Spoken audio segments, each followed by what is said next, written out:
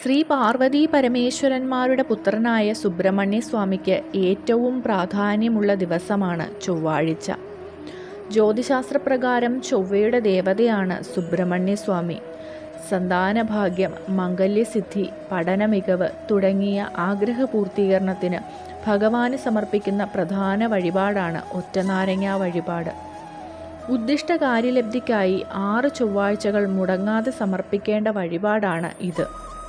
ഇതിനായി വാഴയിലയിൽ 1 നാരങ്ങയും ഒറ്റ നാണയവും വെളുത്ത പുഷ്പവുമെടുത്ത് ഭഗവാന്റെ ശ്രീകോവിലിനു ചുറ്റും 6 തവണ പ്രദക്ഷിണം ചെയ്ത ശേഷം ശ്രീകോവിലിൻ്റെ നടയിൽ സമർപ്പിക്കുക.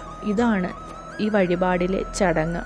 വഴിപാട് ആരംഭിക്കുന്ന ആദ്യ ചൊവ്വാഴ്ച വിഘ്നവിനാശനായ ഗണപതി ഭഗവാനും ഈ വഴിപാട് സമർപ്പിക്കണം. 6 ആഴ്ച വഴിപാട് സമർപ്പിച്ചതിനു ശേഷം സുബ്രഹ്മണ്യ സ്വാമിക്ക് നാരങ്ങാമാല സമർപ്പിക്കാവുന്നതാണ്.